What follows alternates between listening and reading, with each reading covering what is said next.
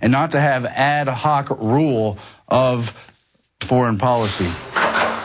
Meanwhile, the Predator drone fleets, which took out Anwar al-Awlaki in Yemen, have been hijacked by a computer virus, and the government does not know why and cannot get it out. We keep wiping it off, they say, and it keeps coming back, says a source familiar with the network infection, one of 3 that told Danger Room about the virus. We think it's benign, but we just don't know. Now, this has taken place nearly 2 weeks ago at the Creech Air Force Base in Nevada. The military's host-based security system doesn't know why it's happening and has tried to remove it multiple times, but they cannot. We don't know what this is going to be. We're going to keep an eye on the story, but it may well be another, quote, mole inside the government subverting the chain of military command. More reasons why having computerized drones is dangerous foreign policy, and we need to try to hold them accountable. In economic news, Fitch slices Spain and Italy's credit rating as the EU crisis deepens. Italy and Spain are embroiled in the region's debt crisis and are reliant on European Central Bank to buy out their government bonds to prevent yields from rising to unsustainable levels, and thus they've been downgraded. Italy from AA- to A+, and Spain from AA+ to AA-, signaling just further problems for the European Union, as even the currency itself threatens to unravel, where there will be greater globalist control we can only imagine. Now, the Occupy Wall Street protests have been further co-opted by Democratic factions as MoveOn.org hijacks the Occupy to push Obama tax agenda. That's a story from Paul Joseph Watson, pointing out how the George Soros-funded outfit hopes to turn the Occupy Wall Street protesters into an Obama campaign re-election tool on platforms like taxing the middle class and rich, while the elitists themselves remain offshore, unaccountable to any taxing system. And it's really dangerous because Obama clearly is hoping that, though he's politically dead at the moment, he could be revived by a populist movement and kind of trigger a class warfare scenario. That is something that Rand Paul has also warned about. This story is on the Drudge Report tonight. Rand Paul, Obama's rhetoric could turn Occupy Wall Street protest violent. And we have a clip here. We're going to check out his words right now. Senator Rand Paul. As far as this Occupy Wall Street movement goes, you know, I see it sort of like a Paris mob. I see the president's rhetoric of envy and inflaming the public and saying, go get yours because rich people don't deserve it. I see it as inflaming this Paris mob that I hope doesn't ultimately result in a lawlessness where they say, well, gosh, those nice iPads through the window should be mine, and why don't I throw a brick through the window to get them because rich people don't deserve to have them when I can't have one. Now, Rand Paul is warning because, of course, Obama and the Democratic factions are trying to hijack the Occupy Wall Street protests for themselves. These protests do not have a center, and there's a very diverse group of people, none of them with central aims or goals, and they've been largely nonviolent, but there is always that possibility that things could become more violent. I know there's been many suspected provocateurs as clashes with police have risen a little bit, and there's been tensions. We want to remind everyone that nonviolence is the way, and we want to have a big debate about what to do about this economic crisis. We want to educate people about ending the Federal Reserve as they're angry about what's happening on Wall Street and throughout the country, and we need to keep it civil, of course. We hope nothing becomes further violent. Now, we've seen Herman Cain rising in the polls. He's become really, at this moment, according to the most recent polls, the leader of the GOP race for 2012. He's now been polled at 20 points ahead of even Mitt Romney. And he has kind of that Tea Party coloration, but at the same time, he has been an establishment minion and creature of the Federal Reserve, himself being director of the Kansas City branch of the Federal Reserve. It really has spoken out against calls to audit the Fed and hold it into accountable. Let's play that clip right now. The Federal Reserve already has so many internal audits, it's ridiculous. I don't know why people think we're going to learn this great amount of information by auditing the Federal Reserve. There's no hidden secrets going on in the Federal Reserve to my knowledge. And I tell people, you know, we've got 12 Federal Reserve banks. You find out which district you're in, call them up, and go from there. Now, what Herman Cain is saying here is absolutely ridiculous, and he's just running a smokescreen for the Federal Reserve System, which is holding this country hostage. If you're an individual, sure, you can call up the Federal Reserve and take a tour, and they'll tell you a few nice things. But the important message here is that even Congress cannot find out what's going on at the Federal Reserve because they're secretive and unaccountable. You've seen Ron Paul trying to rein in Ben Bernanke and others from the Federal Reserve, and you've seen Senator Sanders being told no from Ben Bernanke. No, we won't tell you where the money went. That, Herman Cain, is why the Fed needs to be audited. And furthermore, they're not friendly if you just show up at the Federal Reserve Bank. We did show up there 2 years ago, unplanned, unannounced, just to film the building at the Kansas City Federal Reserve where Herman Cain worked, and we were threatened with arrest just for filming the building. We have that clip now. Now, just to explain what's going on in this video, myself and reporter Rob Jacobson were outside the Kansas City Federal Reserve, not on their property, but several hundred yards away in a World War I memorial public park. Yet we were threatened with arrest just for failing to identify, when we were, quote, doing nothing wrong, just filming the Federal Reserve Bank. The Federal Bank was concerned about you guys taking video of their building, so we just wanted to make sure we were back to them. I'm sorry? We were just seeing who you were and what you're doing. What's your name? My name's Aaron. Okay. And we're just... You're fine. You're not We're just checking out this memorial. So. You're not doing anything wrong, okay? What's your last name, sir? I'm not going to give you my last name. What do you guys do? And you guys do right now? And you're police officers or security officers? We are protection officers here. Uh-huh. And because you're not cooperating and you I asked you a simple question. You're not doing anything wrong. You're videotaping. So, that's right. Right. Yeah. Come on, guys. Let's go. Guys, let's go. Now, why do I have to leave? Because you're within. Where's the property end? Okay. Whole park. Well, if he gave his name, then he doesn't have to leave. He did give his name. But it's kind of guilt by association. You guys can go ahead and go. What is guilt by association? Sir, we're not going to answer any more questions. You can go to jail or you can leave. Are you a police officer, sir? We do have arrest powers. Do you want to go to jail? Am I under arrest? No, you're not under arrest. Not yet. You need to leave. You're encroaching on our First Amendment right. No, we are not. Why not? Is this public property? We have a right. Go ahead and go. Now. Now, these petty authorities were violating a number of constitutional protections, including the First Amendment, the Fourth Amendment, the Fifth, and others. But as you heard at the beginning of the clip, it's a little hard to understand if it's the first time you have seen this clip.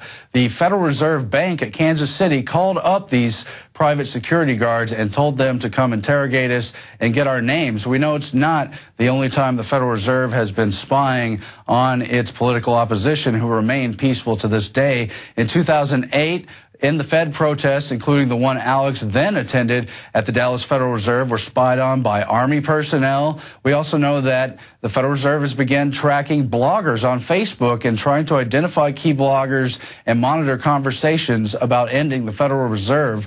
I think that those facts say a lot about why we're not going to learn what's going on at the Fed without a lot more political pressure, and that is, again, why you should join the Occupy the Federal Reserve movement right now. And just a quick reminder, Alex is currently at the Occupy the Fed event at the Dallas Federal Reserve in Dallas, Texas. Join him if you're within the area. And he'll again be at the Houston branch tomorrow, Saturday, and the San Antonio branch Sunday. Join him there or join him in spirit at Federal Reserve locations everywhere. Now, we sent reporter Rob Jacobson to New York City this week to cover the Occupy Wall Street protest, and he found what really amounts to a very diverse group of people there for different reasons. And we really need to reach out to those Occupy Wall Street people and try to show them that the Federal Reserve is the most central, most important issue of the larger economic crisis debate. Let's roll some of that footage right now. This is Rob Jacobson for Infowars.com. I'm standing here at the Occupy Wall Street event. This is the day that the unions are supposed to show up. What we've been finding over the last couple of days is that there is no one central organized structure here, no one message. All the reports on the news showing communist signs, we have not really been able to find many. It is my estimation that The news has been cherry-picking very selectively, showing communist kind of rhetoric. It's few and far between people talking like that. Have you seen any communist signs that they've been showing on places like CNN or other media outlets? Yeah, and then I see a lot of socialism signs, and then a guy has a "Don't Tread Me" flag. Everybody brings their own sort of whatever over here. This is a movement that is really non-sectarian, and a lot of the cult left, the sectarian left, has tried to come here and sort of hijack the movement. If I start saying I'm a communist or something, right away, 99% of the average citizens in the country are immediately hostile. I think the government and the bankers, we just need to tell them to go sit down and we can do it ourselves. If you want to know what's going on down here, get your ass off your couch, come down here and talk to people. You don't have to sit there and have it be interpreted to you by social purveyors, by economic purveyors who are going to break it down for the masses. People are pissed off and they came down here looking for the truth. You know, if the news picks up on one and just zooms in and just keeps it there, you can't believe it. It's just going to be a lot of signs all over. What is your feelings on a communist solution? It's ridiculous. I don't agree with any of them. 5 minutes! 5 minutes! We're going to start marching! There you have it, folks. They just announced the march will start in 5 minutes. We'll keep you up to date. All day, all week! Occupy Wall Street! All day, all week! Do you feel that a communist solution is the answer? No. No, of course. We've been to communist countries, and they're not happy places to be. All day, all week. Occupy Wall Street. All day, all week. And the stuff that we're angry about, it's all the same. I don't care if you're a Democrat, Libertarian. We're done with the labels. A lot of people are saying smash quote-unquote capitalism. Do you agree with that? No, I'm hoping that through this there comes some sort of, not an answer, but some sort of, I don't know, maybe making way towards an answer, that solution. I don't think it's that easy to say. So, as you can see, it's a very diverse group of protesters, many of them well outside of the left-right paradigm. And we've seen that. Many of the protests around the country under the Occupy banner, whether it be in San Francisco or in Dallas yesterday, have embraced the "In the Federal Reserve" message and are participating in the occupation of the Federal Reserve branches around the country. And we want to continue to welcome people of all stripes. Ending the Federal Reserve is not a partisan issue, although we have seen the Democrats and Obama trying to co-opt this general movement back into the left-right paradigm, just as the Tea Party movement was co-opted back into the GOP. We want to break through all that as much as possible and remind people that the Federal Reserve is the important issue. Now, today, Occupy Austin people here in town had a demonstration down at the City Council, and reporter Darrin McBreen found that many of them also embraced the "In the Federal Reserve" message, the Occupy the Fed. Let's check out that footage now. We're here in front of City Hall in Austin, Texas, where Occupy Wall Street protesters have gathered here to occupy Austin.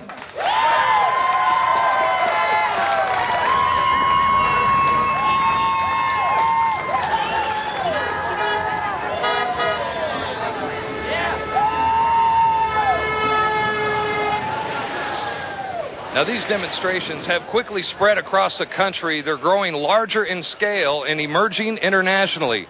Meanwhile, the ruling elite have been hard at work in their attempt to co-opt the movement by sending in their usual suspects to divert the impact of the Occupy Wall Street protest away from the real cause of our economic fallout, the Federal Reserve. I think we should focus on ending the Fed, because that's really who's enabling the crooks on Wall Street to get away with the money. It's a private corporation. It's subject to absolutely no regulation, no oversight, and no representation. It's what allows the machine to go forward, right? It's what feeds government, and it impoverishes the people. They are a for-profit group of bankers, not a part of the federal government, as the deceptive name federal suggests. That's why they want to keep us stupid. Federal Reserve is a very complicated thing, so let the politicians worry about it. You simple people don't worry about it. We got everything taken care of. That's their message. I'm against the Federal Reserve because I don't want them to print worthless money. We need to go back to a standard where our money stands for something.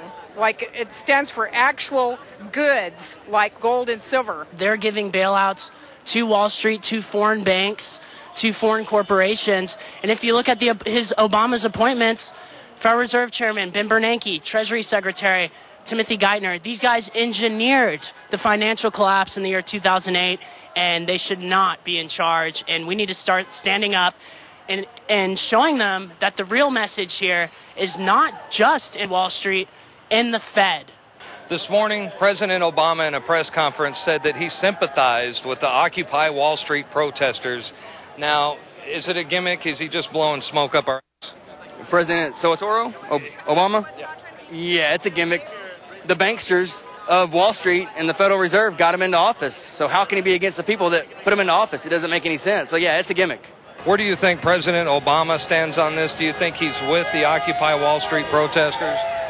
I mean, I think that he understands that there's a huge issue we have.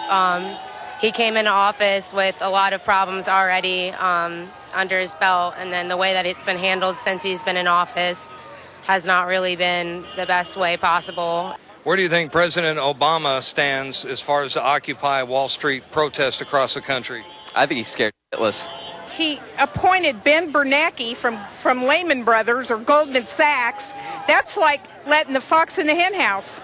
The immediate removal of Obama is necessary. We cannot wait for an election to come. Problem is, the political parties pander to the Federal Reserve System to work within our government, and so we never get past that model, that example, that paradigm, as we say.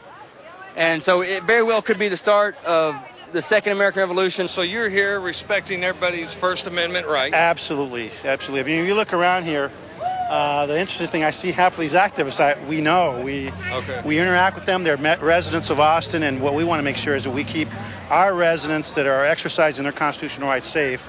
You always get nervous about somebody from the outside trying to come in and cause problems. So you don't expect any trouble today? No, not in Austin. Austin, Texas shows, and our activists show how to do things. That's right. You don't let your message get lost in your approach. We're peaceful, man. We're about keeping it weird, but most important, we're about keeping it safe. And that's why we're one of the safest cities in the country. I'm really proud of the people out here. Anything you want to say to Alex Jones? You tell Alex, I have not seen you. I haven't heard from you. Call me. You called me a communist Cuban the other day, and I want to talk to you about it. Will do. See you, Alex. Thanks, Art. Thanks for implementing unconstitutional blood draw checks for DUI checkpoints and other unconstitutional measures. But, of course, the police were allowing the protests to go forward, people to have their First Amendment. But that image you see of the binoculars surveying the public, that's the image of the establishment everywhere in cities all across the country, being very concerned, watching with extreme caution that not only is there an anger against Wall Street and the financial system in general, but that it's beginning to swell around the issue of the Federal Reserve, and it needs to continue to be. So I want to urge you again to embrace the Federal Reserve issue wherever you are and occupy that issue if you're going to occupy anything and participate in that. Now, coming up after the break, we do have Stuart Rhodes, founder of Oath Keepers, on why his organization is joining in the Occupy Wall Street and Occupy Federal Reserve movements. And we also have a never-before-seen second part of the interview with G. Edward Griffin that Alex recorded yesterday and that you saw part one of on the Nightly News last night. So stay tuned for that. We'll be back in just a moment. Infowars Nightly News.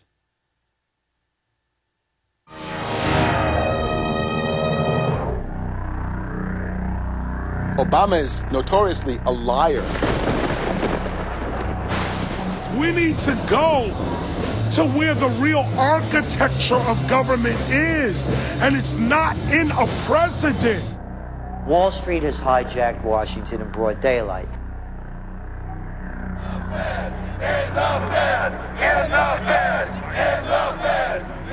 Well, Obama's already fudging. He's fudged since day one in this election. The elite are using Obama to pacify the public so they can usher in the North American Union by stealth, launch a new Cold War, and continue the occupation of Iraq and Afghanistan.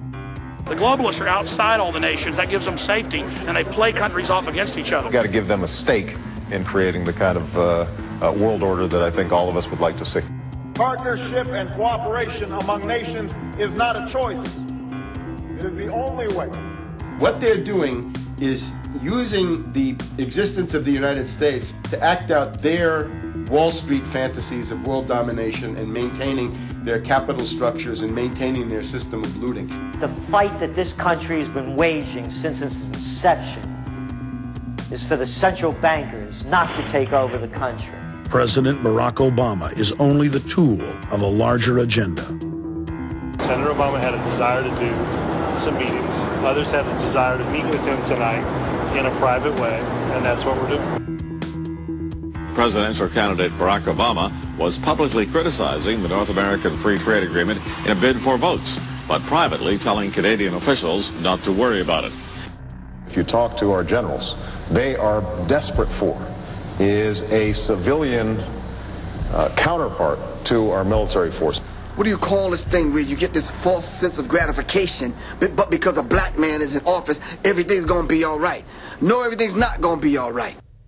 So I know how unpopular it is to be seen as helping banks right now, especially when everyone is suffering in part from their bad decisions. I promise you, I get it.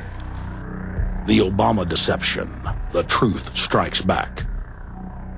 Get your copy of the Obama deception today at Infowars.com or download it in super high quality at prisonplanet.tv.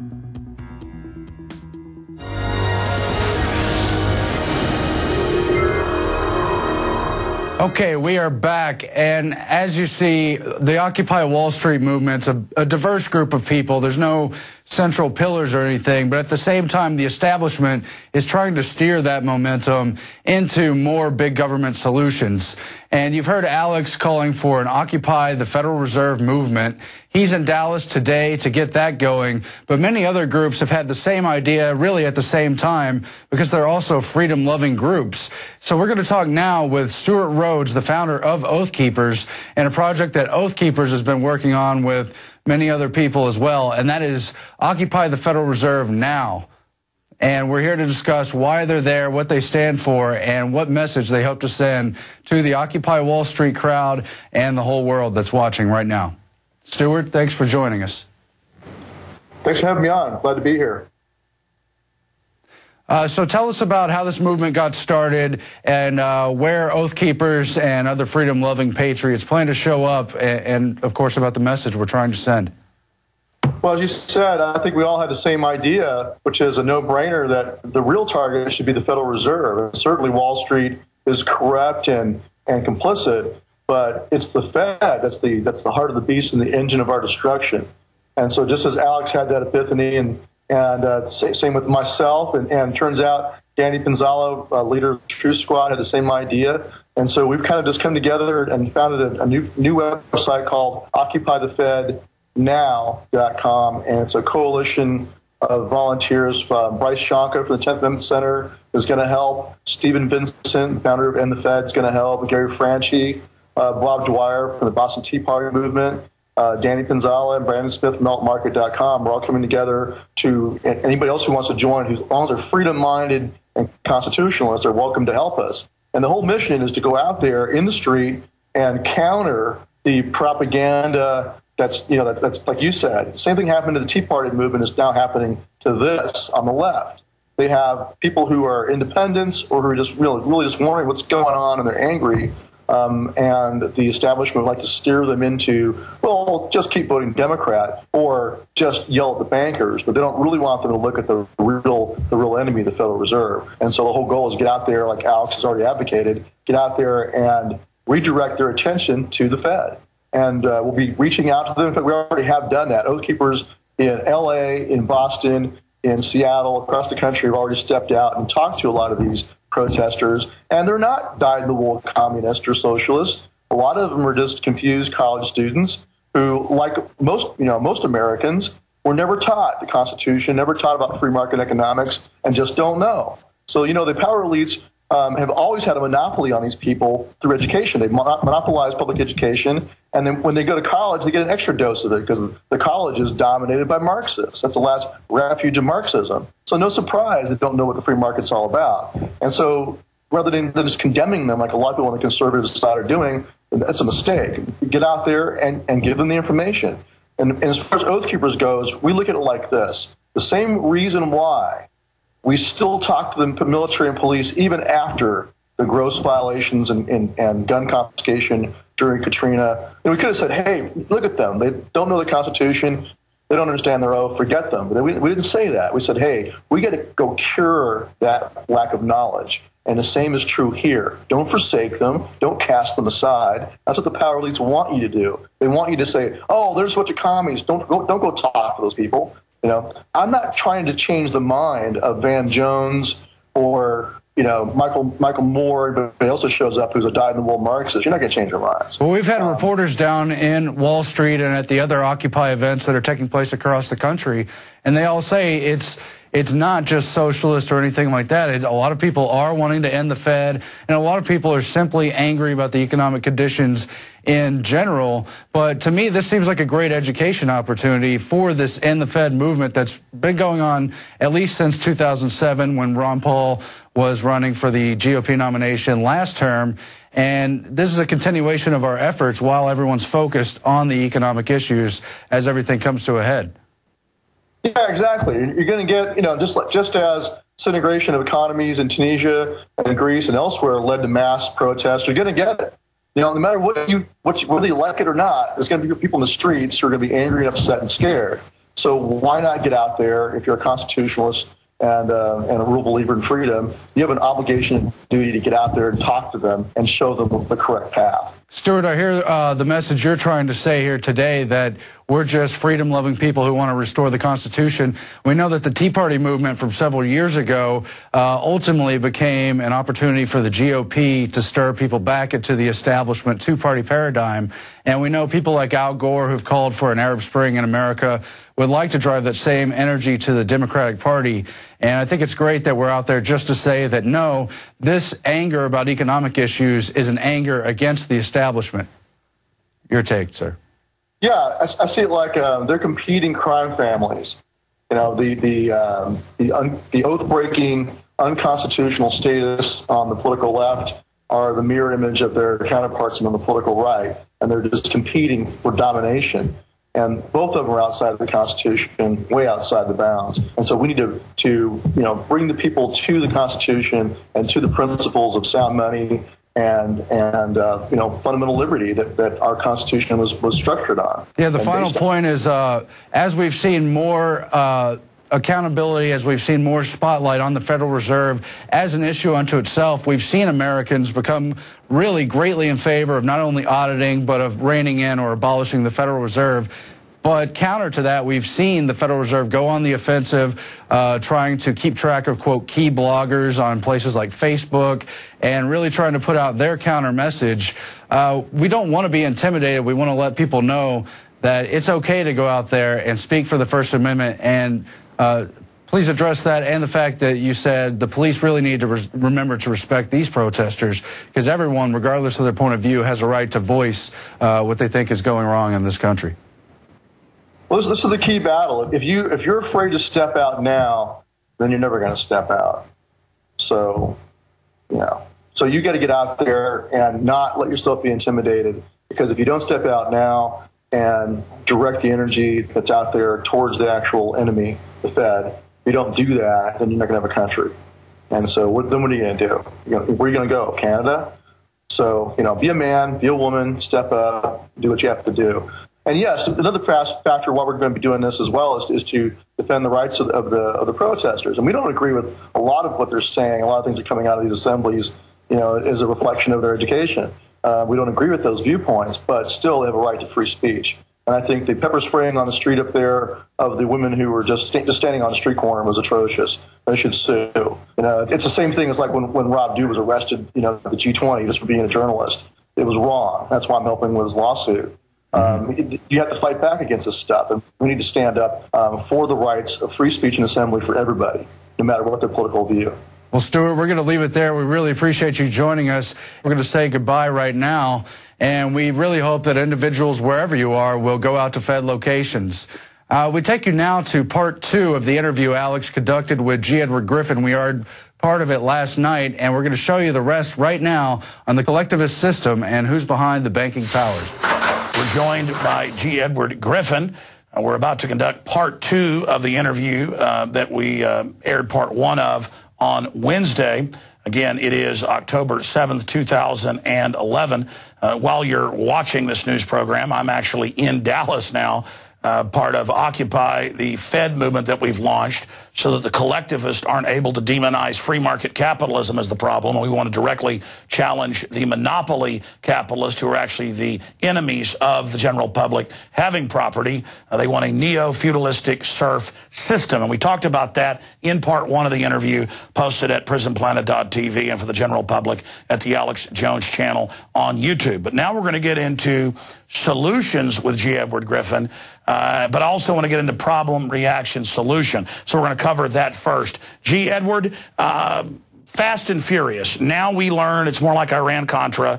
Covered it earlier on the Wednesday show, where it's admitted that the U.S. government allows drugs to be shipped in by select cartels, then actually ships them the guns, doesn't just allow them to leave gun shops, and then gives it to cartels to wipe out their enemy, and then recycle the crisis and blame the Second Amendment for it. Now the Attorney General has been caught perjuring himself, but I noticed that Issa and others are saying, come in and change your testimony. We understand it was a mistake, because we've learned that Fast and Furious, under another name, is at least 5.5 years old and goes back to the Bush administration, allowing the Sinaloa cartel to bring in drugs in exchange for protection and guns to wipe out their enemies. And that is actually in Hawaiian papers, Texas papers, El Paso Times, but it's not getting national attention. I think this is one of the most red-handed examples of problem, reaction, solution I've ever seen. So your view on Fast and Furious and how important problem, reaction, solution has been in history. Well, it's certainly been important, hasn't it, Alex, in our history in America, because for many years, actually long before the first Bush administration, there have been forces within the United States government who have wanted to have an excuse to change the character of the government and the character of life in the United States. This goes back, actually, to the turn of the last century. You may be familiar, we came across the testimony of Norman Dodd, who was the chief investigator of the tax-exempt foundations shortly after the end of World War II. And his testimony was absolutely stunning, because he interviewed the heads of some of the largest tax-exempt foundations of the country at that time. And we're talking about the Carnegie Endowment Fund for International Peace. We're talking about the Ford Foundation and the Rockefeller Foundations and so forth, the big giants. And his testimony was startling, because he found out that these foundations were deliberately spending huge amounts of money to create crises, to create conditions of chaos inside the United States as a stimulus to the American mind, so that they would be willing to accept drastic changes in the way we live. Their goal, as expressed by, I think his name was Norman Gaither at the time, one of the big foundation heads, he said, Mr. Dodd, he said, well, our instructions are, our motive, our goal is to change life inside the United States so that it could be comfortably merged with the Soviet Union. Now, this was his exact words. And Dodd said that he almost fell off his chair when he heard that. He said, how in the heck can anybody in their right mind expect to change life in the United States so that it could be merged with the Soviet Union, and by inference with all of the other nations of the world, especially of them, many of them being dictatorial in nature? That means that the United States would have to give up its cherished freedoms, its judicial system, its way of life, it's everything that we cherish, freedom of speech, our rights, and so forth. And the answer came was that they'll be glad to do that if it's seen by them as a means of protecting them against a dreaded enemy of some kind. And so the Carnegie Endowment Fund and all these other groups decided that they would do everything they could to manipulate the United States into war, and to keep us in war for as long as possible, because under conditions of warfare, with a dreaded enemy always portrayed to us, we are, in fact, willing to give up all of those cherished things. Well, that was back in the 1940s that he discovered all of this, and now here it is 2011, and all of the things that Norman Dodge said, that'll never happen. They could never bring about those changes. It's already happened. What's the difference between life in the United States today, at a deep level, and all of the totalitarian systems of the world? There's so little difference anymore, and those differences are being whittled away as we speak. So it's actually come to pass, and as you say, its problem and its solution, we create a problem, then we offer a solution, and then we move, and that creates a problem in itself, and we have another solution, and each little step along the way moves us closer and closer to the ultimate goal. Well, the ultimate goal, as I've said before, is to change life inside the United States so it can be comfortably merged with all of the nations of the world, regardless of their sociological, economic, or political characteristics, to bring about this new world order, as they like to describe it. This is the goal, and it's the kind of a new world order that I'm sure most Americans would not like if they fully could understand it and perceive what it is. So, yeah, it's a definite strategy. It's a tactic. It's not just happening by blind, random forces of history at all. It's been planned, and it's being executed in exactly that fashion. It certainly is, and we've got to counter them.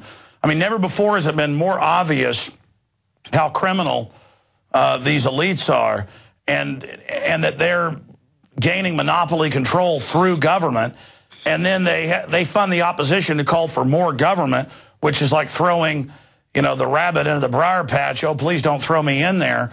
Looking forward into the future, I mean, I see a lot of hope, because people really are waking up quick, those that can be reached. I mean, I really see kind of a dichotomy or a paradox where either people are getting more into the trance and deeply asleep, or they're getting more awake. So I see a clash coming. Well, you certainly are correct on that. Excuse me for my phone ringing. I keep putting it on hold, but it doesn't seem to stick. Hey, it's real. It's real, G. Edward. We love it. It's very real.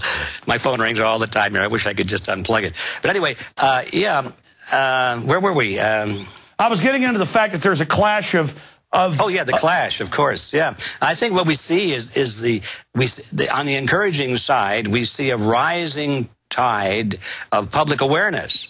And that's very encouraging. But we also see on the other side a rising tide of totalitarianism. And these forces are rising at the same time. And it's sort of nip and tuck to see which one is going to overpower the other. I believe that the answer to that question will definitely be known within our lifetime. Certainly your lifetime, probably mine. In other words, it's not too far away.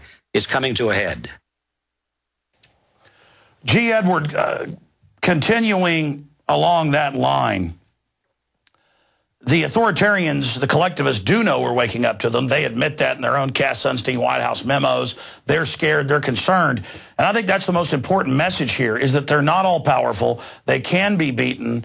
They try to teach us that resistance is futile, like the corporate Borg in Star Trek. But every man, woman, and child, every religion, every race, every group out there needs to realize that every little thing they do towards liberty and freedom and waking others up and resisting adds together to defeat the collectivist. So it's like our free will, by doing little actions, adds to a liberty collective and an individual collective that they can't track or control, that isn't cookie cutter, that is going to defeat their Borg system. Well, I agree with that. And also there's another element, Alex, and you've heard me talk about it a lot, and that is that knowledge by itself, and even sheer numbers by themselves, as important as they are not as important as what you do with that knowledge and what positions those numbers hold, the people that represent those numbers. What positions do they hold in society? In other words, do they have power? Are they running things? Are they leaders? Do people follow them and listen to them? Or are they just sort of rank and file? And so one of my big themes with the organization that we founded, called Freedom Force International, is to motivate people to network together so that they can help each other come into positions of leadership and influence in society. We call it coming to power. coming to power is more important, well, it's certainly more important than just knowing what's going on. I mean, you can watch what's going on and complain, wring your hands and say, oh my goodness, this is terrible. I wonder how it's going to turn out. Well, that's what the CFR. That's what the CFR is all about. As you know, British intel set it up to take over the U.S. again in 1922, is they go out and recruit already prominent people and offer them more power to be part of this structure where they admit they're trying to create this continuity of agenda. And there's this idea that the establishment puts out that freedom fighters are supposed to live in a ditch, talk to people over a tin can, and have no power. No, it's the opposite. We have to build media organizations. We have to give to Ron Paul. We have to give to Freedom Force. We have to give our time, our energy, spreading the word. We have to be strong so that we have the armaments in the info war to meet this enemy. And we've got to run for office. And even if you don't win the first 3 or 4 times, you are educating people through that process and spurring others. And I think that's been my greatest contribution. I would say that's probably been your greatest contribution, is that you have educated whole new generations of people that understand what's happening. I've interviewed people who go out and protest the Fed. You know, one guy with a baby carriage with his child in it, and the cops came out and harassed him. The next time there were 200. Now there's thousands in New York showing up, and he's all over, you know, national TV now. I know I'm nothing special. I've experienced the power of the individual saying, I am not going to submit. And when you have the right information, the moral high ground, and you take action, and you attempt to build a structure or infiltrate their structure to destroy it, you're unstoppable. We can build liberty while sabotaging tyranny from within. Well, I agree with that totally, Alex. And one of the things we're doing in Freedom Force International is that we're offering a free training program, and it's magnificent, on how to run for office and how to win. And we just started that about 4 months ago, and already we have people writing in and telling us we're following your plan, and we have won elective positions in our local communities. We're talking about running for the school board, running for city hall. One fellow's running for mayor. These are little things, but it's just the beginning. And this is how individuals can leverage themselves and actually begin to take back the power centers of society. But you have to get off of your couches. You have to go out on the streets. You have to go into the election polls. You have to go out there and campaign. You have to get away from the comfort zone that you live in and go out where the people are and offer your leadership. And that is beginning to happen. And this is the thing, if anything should scare the collectivists who have pretty much, they think they've got it locked down right now. If anything should scare them, I think it's that thing, that there are thousands or tens of thousands of little people coming up and saying, I'm just not going to sit here on the sidelines anymore. I'm going to reach for power, and I'm going to knock some of these guys off of their pedestals. And in closing, very well said, something else happens. The tyrants, in many cases, will try to persecute good people for nothing. And that validates, wow, we've really got a tyranny. And other people around you will then see the tyranny and will join you. So a lot of us have to be martyrs in big ways and little ways. The tree of liberty has to be watered by the blood of patriots and tyrants. And it has to be watered with our sweat, our tears, our toil. And I can't think of anybody out there in the last 5 decades who's been toiling harder than you, G. Edward Griffin. God bless you, my friend, and thank you for spending so much time with us today. Thank you, Alex, and I'm with you all the way. We're all in this together. We'll all hang together or hang separate. We're out of time.